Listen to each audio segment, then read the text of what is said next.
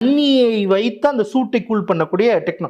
So நீங்க பார்த்தீங்கன்னா ஒரு டேட்டா சென்டரில் நீங்க ஒரு கேள்வி கேட்டு ஏஐ பதில் சொல்றதுக்குள்ள ஒரு ஏசி ஓடி இருக்கணும், பவர் ஓடி இருக்கணும், கூலண்ட் யூஸ் பண்ணிருக்கணும், தண்ணியை நீங்க கூலண்டா யூஸ் பண்ணிருக்கணும், அதுக்கு தேவையான கரண்ட்டுக்கு நீங்க எங்கேயோ ஒரு பாதிப்பு ஏற்படுத்திருப்பீங்க.